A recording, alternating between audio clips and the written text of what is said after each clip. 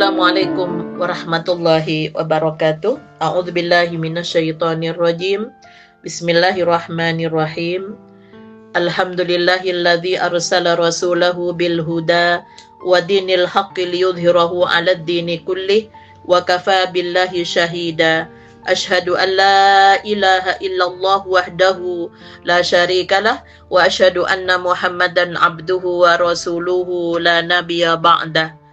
Qala Allah Ta'ala fi kitabihil karim wa ma ubarri'u nafsi innan nafsa la ammaratum bisu'i illa ma rahima rabbi inna rabbi ghafurur rahim. Dan aku tidak menyatakan diriku bebas dari kesalahan, karena sesungguhnya nafsu itu selalu mendorong kepada kejahatan, kecuali nafsu yang diberi rahmat oleh Tuhanku. Sesungguhnya Tuhanku Maha Pengampun lagi Maha Penyayang. Quran Surah Yusuf ayat 53 merupakan rangkaian dari kisah Nabiullah Yusuf alaihissalam ketika mendapatkan cobaan dari perempuan. Maka di satu sisi beliau adalah manusia yang akan dipilih oleh Allah untuk menjadi rasul, namun di sisi lain beliau adalah manusia yang diberi oleh Allah potensi selain potensi fitrah. Ada potensi bawaan sebagai manusia. Yang pertama adalah akal, yang kedua hawa nafsu, yang ketiga adalah marah. Maka hawa nafsu itu keinginan diri. Nabiullah Yusuf alaihissalam berhasil mengendalikan, mengarahkan, karena keinginan diri itu kebanyakan mengarah kepada kejahatan, namun berhasil dialihkan kepada nafsu yang dirahmati oleh Allah Subhanahu wa Ta'ala. Pemirsa dan pendengar yang dirahmati oleh Allah, kajian lanjutan dari tantangan dan cobaan besar yang dihadapi oleh orang yang beriman, baik yang datang dari luar maupun yang datang dari dalam. Kali ini pada poin kelima yang datang dari dalam, yaitu hawa nafsu yang berusaha mencabut prestasi baik yang telah dicapainya. Pada Quran Surat Ali Imran ayat 14 dan 15, Zuyyina linnasi hubbus syahawati minan nisa'i wal banina wal qanatiril muqantarati minadh dhahabi wal fiddati wal khailil musawwamati wal an'ami wal hars. Dzalika mata'ul hayatid dunya wallahu indahu husnul ma'ab.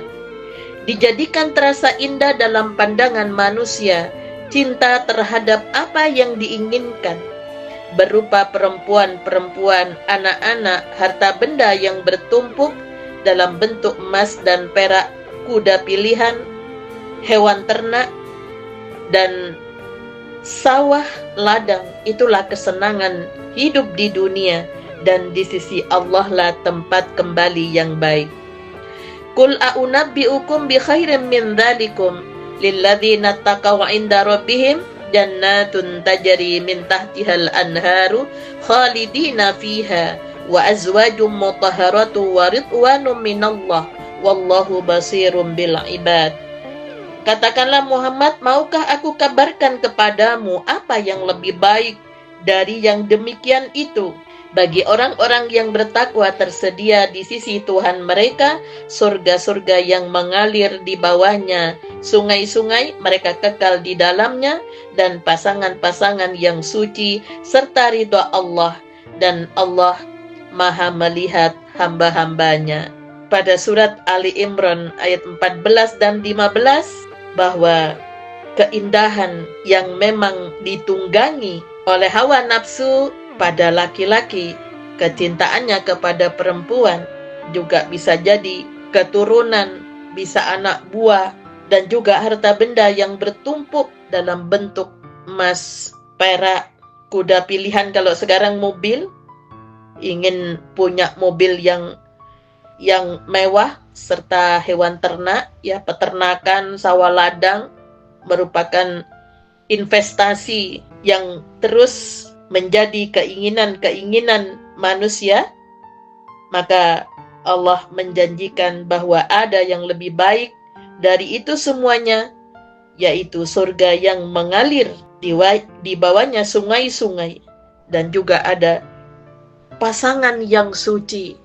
Kadang-kadang sudah punya istri, sudah punya harta, tapi manusia terus dipicu untuk mengikuti keinginan dirinya yang kebanyakan mengarah kepada kejahatan. Maka dari itu, apa yang harus kita lakukan? Maka bagian dari akhlak pribadi yang disebut dengan iffah, bentuk masdar dari affa yaifu iffah, yang artinya menjauhkan diri dari hal-hal yang tidak baik, dan juga bisa berarti kesucian tubuh. Maka sikap iffah ini yang harus kita munculkan sebagai manusia, karena iffah itu satu kepribadian yang sanggup memelihara kehormatan diri dari segala hal yang akan merendahkan, merusak, dan menjatuhkannya. Karena nilai dan wibawa seseorang itu tidaklah ditentukan oleh kekayaan dan jabatannya, dan tidak pula ditentukan oleh bentuk rupanya, tetapi ditentukan oleh kehormatan dirinya. Oleh karena itu, untuk menjaga kehormatan diri, setiap orang haruslah menjauhkan dari segala perbuatan dan perkataan yang dilarang oleh Allah Subhanahu wa ta'ala, dan juga harus mampu mengendalikan hawa nafsunya, tidak saja dari hal-hal yang haram, bahkan kadang-kadang harus juga menjaga dirinya dari hal-hal yang halal, karena bertentangan dengan kehormatan dirinya. Al-Quran memberikan beberapa contoh dari iffah, seperti pada ayat 14 surat Ali Imran tentang syahwat kepada perempuan. Begitu pula ya, perempuan syahwat kepada laki-laki. Untuk menjaga kehormatan diri dalam hubungannya dengan masalah seksual, maka seorang muslim, muslimah diperintahkan untuk menjaga penglihatan, pergaulan, bahkan pakaian, dan juga dianjurkan untuk tidak terjadi ikhtilat, bercampur baur antara laki-laki dan perempuan, dan tidak mengunjungi tempat-tempat hiburan yang ada kemaksiatannya. Pada surat An-Nur ayat 30-31, "Qul lil mu'minina yaghuddu min absarihim wa yahfadhu furujahum dzalika azka lahum innallaha khabirum bima yasnaun wa qul lil mu'minati yaghuddna min absarihinna wa yahfadhna furujahunna."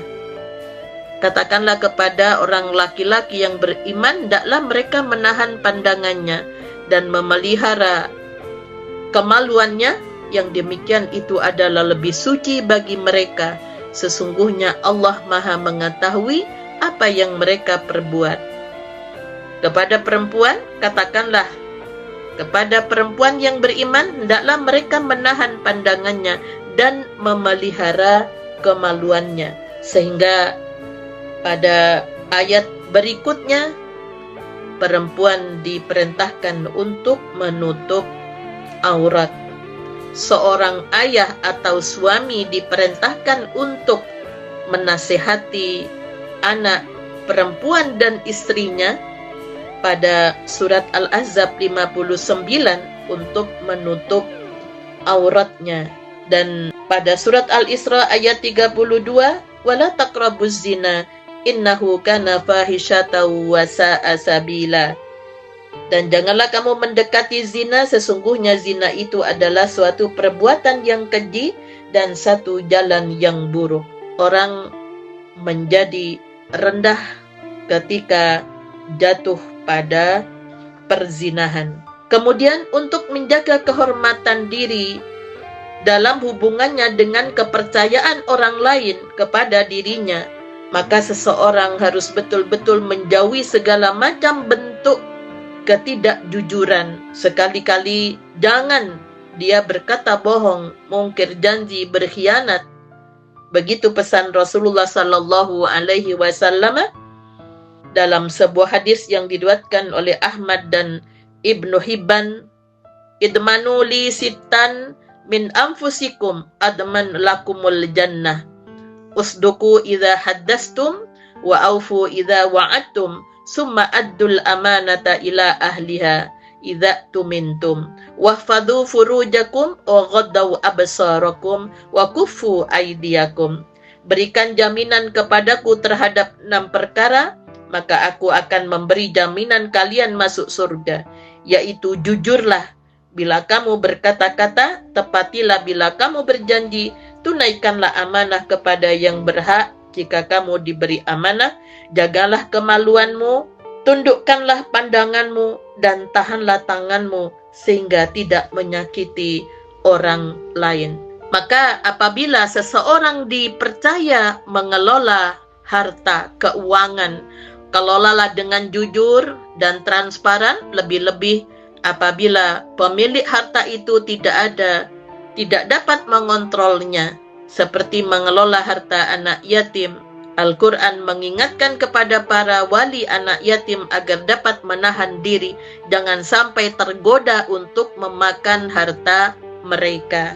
Akhir-akhir ini banyak yang lupa diri karena godaan virus viral yang ingin dikenal, akhirnya lupa diri bahwa apa yang dilakukan berupa penipuan, kemudian hilang kepercayaan dari seseorang, maka yang asalnya orang itu baik, maka prestasi baiknya itu akan menjadi hancur. Dan di situ bukan hanya sekedar dirinya, tapi kadang-kadang keturunannya juga kena dampak dari perilaku orang tuanya yang terus mengikuti hawa nafsu yang mengarah kepada kejahatan karena hanya ingin dikenal sebagai orang yang hebat, sebagai orang yang berprestasi. Sehingga sikap iffah ini sangat dibutuhkan dalam rangka menjaga agar kehormatan, kemuliaan yang telah diberikan oleh Allah kepada manusia. Allah telah menciptakan manusia dalam bentuk yang begitu baik dan dimuliakan oleh Allah, itu jangan sampai jatuh karena mengikuti keinginan diri yang tidak dikontrol, kaitannya dengan mengarah kepada kejahatan yang akan merusak pada kebaikan-kebaikan yang telah dicapainya dan juga bisa merugikan orang lain. Nasrum minallah wa fathun qarib wa basyiril mu'minin walhamdulillahi rabbil alamin. Assalamualaikum warahmatullahi wabarakatuh.